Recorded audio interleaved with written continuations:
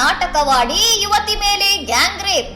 College ವಿದ್ಯಾರ್ಥಿನಿಗೆ Instagram ಮೂಲಕ ಪರಿಚಯವಾಗಿದ್ದ Dixon ಸ್ಯಾಂಡ್ರೋ ಪ್ರೇಮ ನಿವೇದನೆ ಮಾಡಿ ನಂಬಿಸಿ ಜಕ್ಕೂರಿನ ವಿಲ್ಲಾಗೆ ಕರೆಸಿಕೊಂಡಿದ್ದಾನೆ. ಪಾರ್ಟಿ ವೇಳೆ ಯುವತಿಗೆ ಬಲವಂತವಾಗಿ ಮದ್ದು ಬೆರೆಸಿದ ಮಾತ್ರೆ ನೀಡಿ ಅರೆ ಪ್ರಜ್ಞಾವಸ್ಥೆಯಲ್ಲಿದ್ದಾಗ ಡಿಕ್ಸನ್ ಮತ್ತು ನಿಖಿಲ್ ಎಂಬಿಬ್ಬರು ಅತ್ಯಾಚಾರ ಎಸಗಿದ್ದಾರೆ ಎಂಬ ಆರೋಪ ಕೇಳಿಬಂದಿದೆ. ಘಟನೆಯ ಬಗ್ಗೆ ಯಾರಿಗೂ ಹೇಳದಂತೆ ಜೀವ ಬೆದರಿಕೆ ಹಾಕಲಾಗಿತ್ತು. ಆದರೆ ಆಘಾತದಿಂದ ಚೇತರಿಸಿಕೊಂಡ ಯುವತಿ ಈಗ ಅಮೃತಹಳ್ಳಿ ಪೊಲೀಸ್ ಠಾಣೆಯಲ್ಲಿ ದೂರು ದಾಖಲಿಸಿದ್ದಾಳೆ.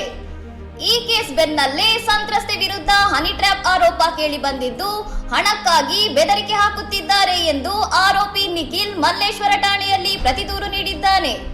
ಖಾಸಗಿ ವಾಹಿನಿಯ ಹೆಸರಿನಲ್ಲಿ ಕರೆ ಮಾಡಿಸಿ ಹಣಕ್ಕೆ ಬೇಡಿಕೆ ಇಡಲಾಗಿದೆ ಎಂಬ ದೂರಿನ ಹಿನ್ನೆಲೆ ಪೊಲೀಸರು ಈಗ ಅತ್ಯಾಚಾರ ಮತ್ತು ಹನಿ ಟ್ರ್ಯಾಪ್ ಎರಡೂ ಆಯಾಮದಲ್ಲಿ ತನಿಖೆ ನಡೆಸುತ್ತಿದ್ದಾರೆ. ಇನ್ನಷ್ಟು ಸುದ್ದಿಗಳಿಗಾಗಿ ನೋಡ್ತಾ ಇರಿ ಸೌರಂ ಟಿವಿ.